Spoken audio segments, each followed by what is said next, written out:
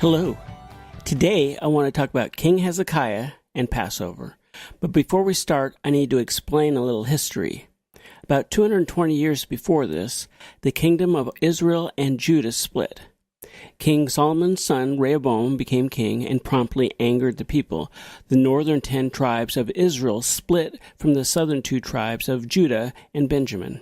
The northern 10 tribes kept the name Israel, and the lower 2 tribes took the name Judah. This is also where we get the term Jews. When Hezekiah became king, these events were about the same distance of years in the past as America splitting with England. In that time, there have been times of war between Judah and Israel, and times where the kings of Judah and Israel would work together, although the latter usually angered God. Also, some of the Levites migrated south after the split because the king of Israel set up 2 golden calves, one at Dan and one at Bethel, for the people to worship. Now let's read, starting at 2 Chronicles chapter 30, and let's start at verse 1. Hezekiah sent word to all Israel and Judah, and also wrote letters to Ephraim and Manasseh, inviting them to come to the temple of the Lord in Jerusalem and celebrate the Passover to the Lord, the God of Israel. Now let's read verse 5. They decided to send a proclamation throughout Israel, from Beersheba to Dan, calling the people to come to Jerusalem and celebrate the Passover to the Lord, the God of Israel. It had not been celebrated in large numbers according to what was written. The couriers went from town to town in Ephraim and Manasseh, as far as Zebulun, but people scorned and ridiculed them. Nevertheless, some from Asher, Manasseh, and Zebulun humbled themselves and went to Jerusalem. Also in Jerusalem, the hand of God was on the people to give them unity of mind to carry out what the king and his officials had ordered, following the word of the Lord. So you see what's happening here. The people of Israel as a whole, north and south, are all supposed to be the chosen people.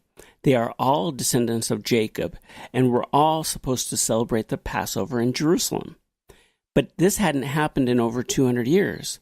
So King Hezekiah sends messengers into the northern 10 tribes to invite them to celebrate the Passover the way it should be, with all of the 12 tribes participating. Instead, those reading the proclamation are ridiculed and treated with contempt. Except there were a few who responded to this invitation.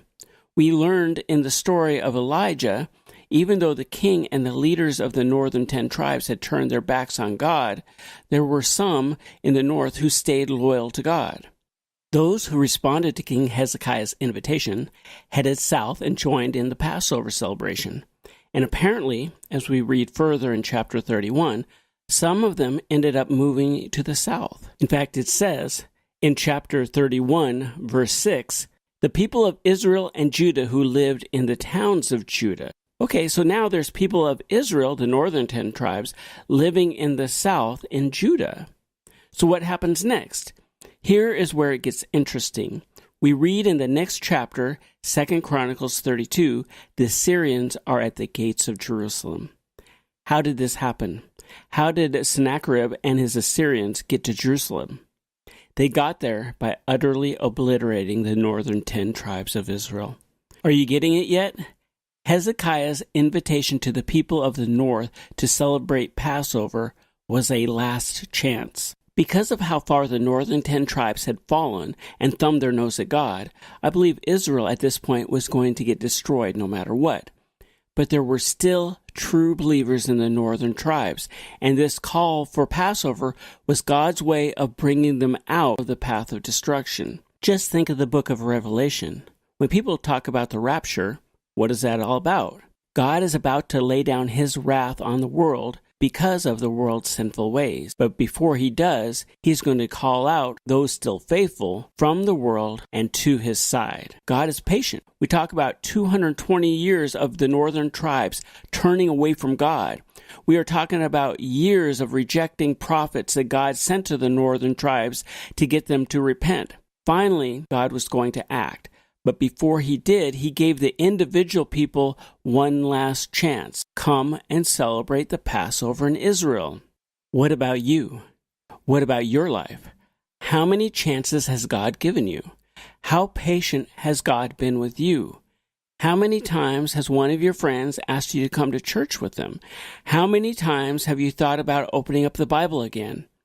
God gives last chances, but how do you know when your last chance will be? How long will you turn from God, deep down knowing you need to be saved, but stubbornly putting it off? The next time someone asks you to come to church with them, will it be your last chance? We never know when our time will come. Don't put it off. When you hear the calling, accept God, accept Jesus, repent. Because just like those in the northern 10 tribes, you may never get another chance. All right, this has been King Hezekiah and Passover. Thank you for listening, and have a blessed